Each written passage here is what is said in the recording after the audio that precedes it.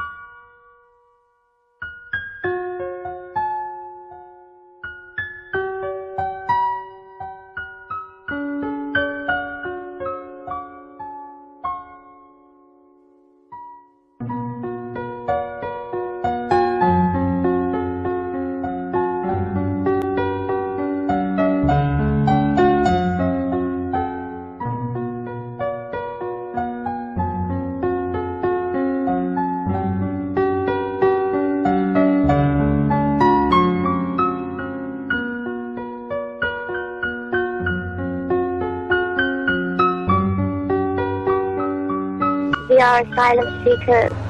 We just run away from a lot of bad things. How long I'm going to stay here? 5 years? 6 years? No one knows. I feel that I'm living like animals. I feel I'm a prisoner. I wish I could be gone. Then I was free.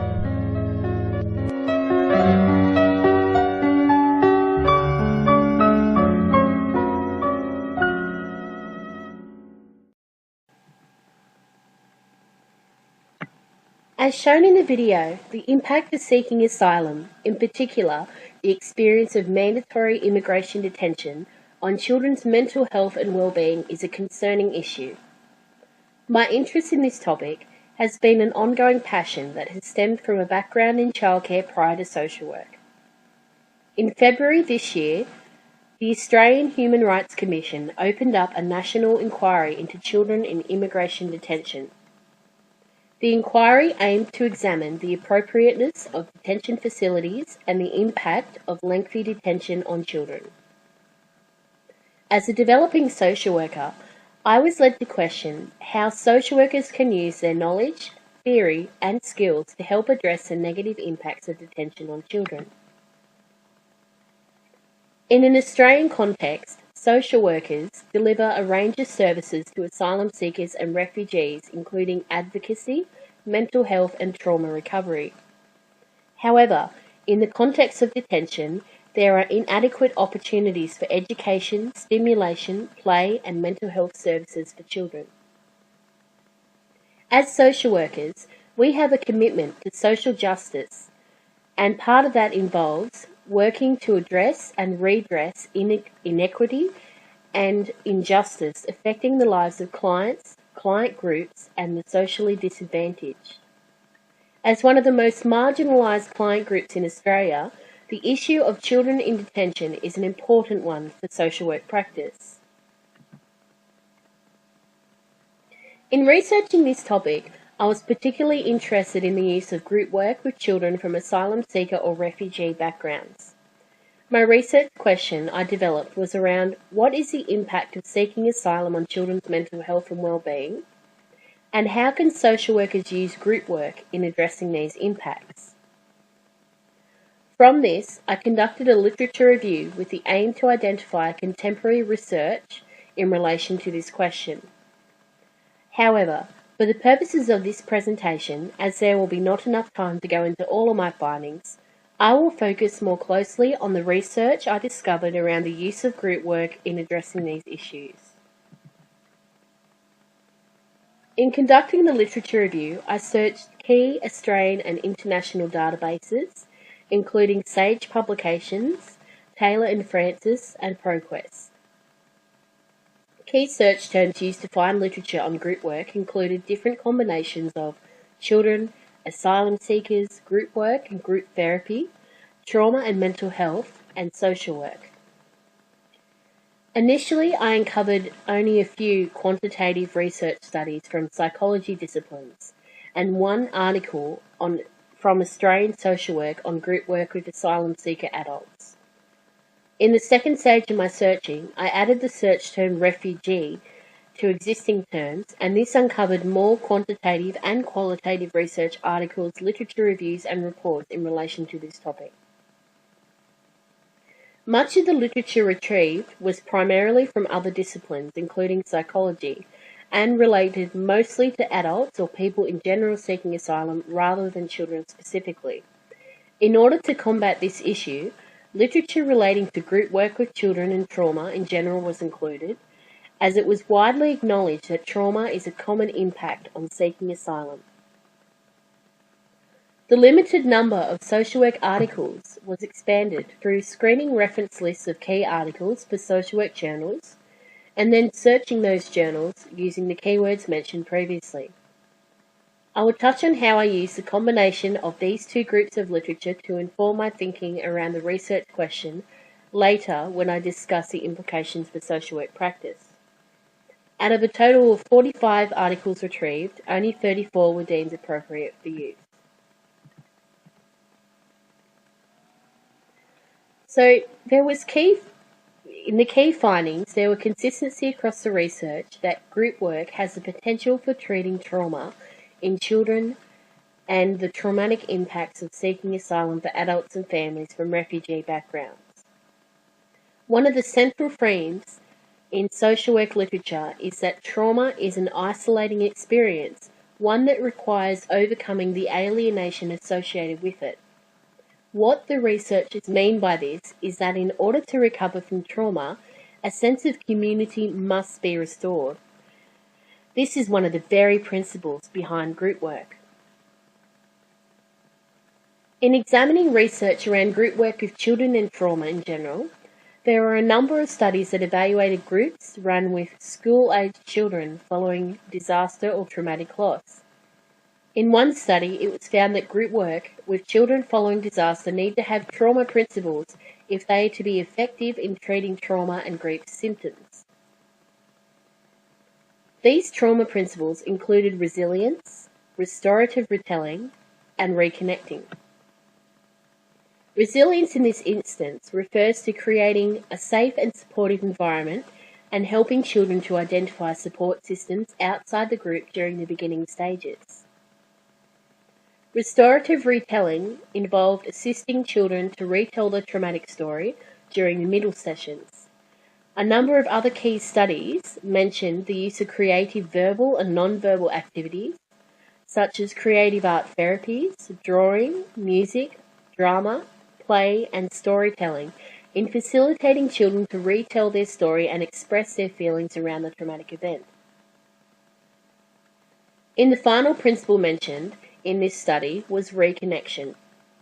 This was described as helping children to make positive connections with their loss and to identify things about their current situation and hopes for the future.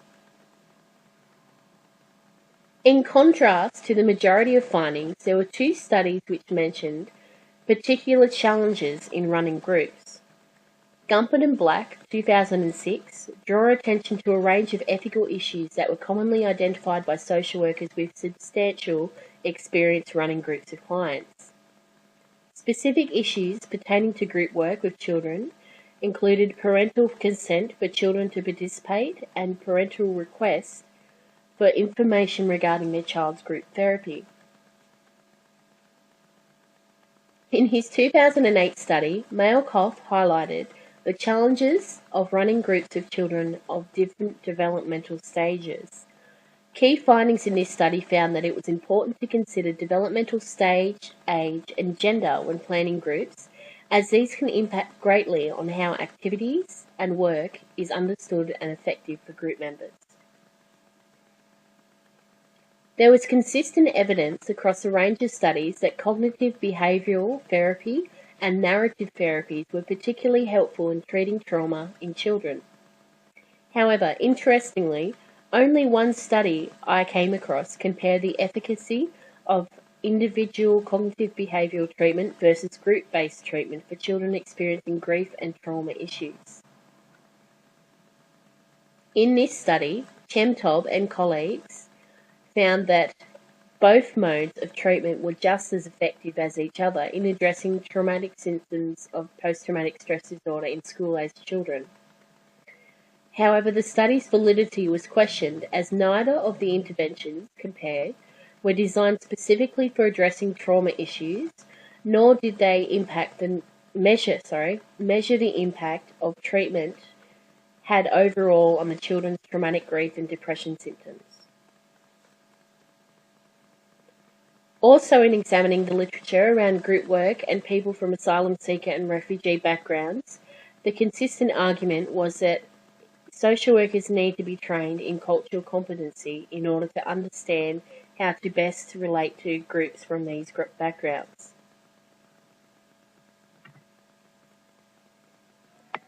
So thinking back to my research question, how can social workers use group work to address the impacts of detention on their mental health and well-being?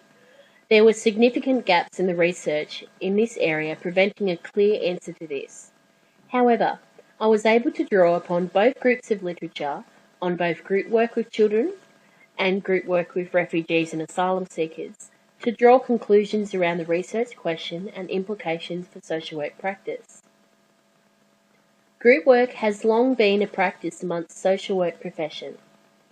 However, despite the profession's familiarity with the role and the use of group work, there are a number of considerations and challenges which impact on social work practice and children seeking asylum at micro-practice levels. Both social work and psychology literature on group work with children highlighted the high prevalence of psychological issues such as post-traumatic stress disorder, depression, and traumatic grief in children following disaster. Whilst it was identified in the literature that the majority of groups treating trauma in children are derived from psychology or medical disciplines, social workers need to have an awareness on the implications that this can have on their practice. In working with children with psychological issues, such as post-traumatic stress disorder, there can be a tendency to practice from a therapeutic stance heavily influenced by a psychology or medical discourse. However, this can be experienced by children as a pathologizing experience, and thus groups can then become a source of disempowerment rather than empowerment. Although the majority of literature related to groups for children aged 6 to 12 years of age, it may be unsuitable to have members across this entire age scope. This is because there would be key differences between developmental milestones for children aged, say, 6 to 7 years, for example, in comparison to older children aged 11 to 12 years. For example, in setting activities which may be appropriate for the younger children, older children may find that the group can become bored if it does not stimulate their needs, and vice versa. Thus, social workers should consider running groups which have similar age groups together, as what was highlighted in Mailkoff's 2008 study. Similar to the reasons behind developmentally appropriate groups, culturally appropriate groups are also important. Research around group work with people from refugee or asylum seeker backgrounds suggests that cultural competency is necessary when working with individuals and groups from diverse cultural backgrounds, ethnicities, beliefs, and values. However, this should not be limited to just the client's culture, but also that of the social worker. Western superiority can impede in cultural inclusiveness and as such can undermine the very values of respect and dignity. As a practitioner in a Western country, Australian social workers should be aware of the power that a westernised culture can have on their interventions with children. This can impact on their ability to connect with and understand how trauma and other issues may be experienced by children from different cultures, in addition to disempowering them. As identified in Asylum and colleagues' 2009 study, groups which are aiming to address trauma and other impacts of seeking asylum should be grounded in a trauma framework.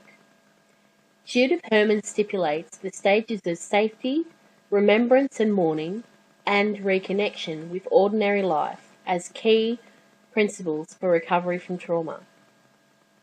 As discussed in the key findings, social workers would need to be sensitive to creating a safe and trusting environment for children during the early phases of group work.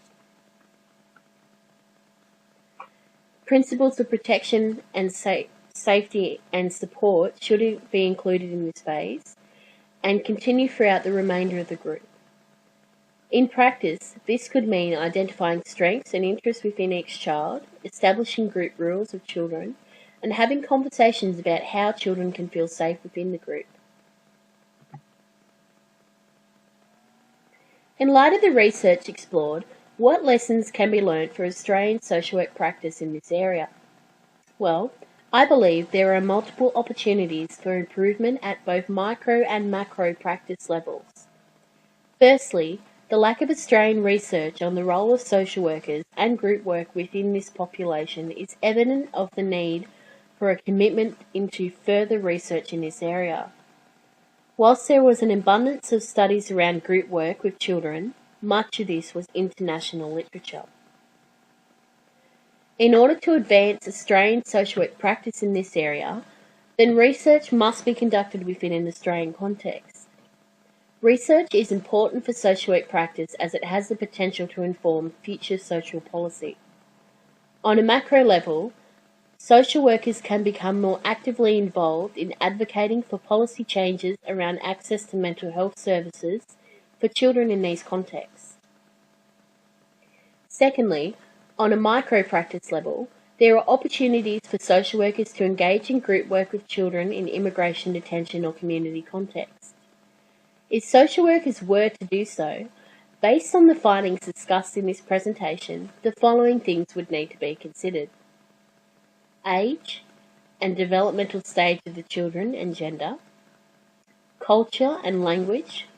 As identified in the literature, sticking to one or two cultures and languages are easier to work with and plan for in groups. Also on this note, it is recommended that social workers are trained in cultural competency. Activities, including activities which can have an educational purpose to them, as well as providing an avenue for children to express their feelings. For example, art-based therapies, music, play, drama, and storytelling. It's important that these activities would not be too challenging or too easy depending on the developmental stage of the child. Also, consulting with parents and family, thinking about how you as a social worker might approach families and parents and how to gain consent from them to allow their children to participate in your group.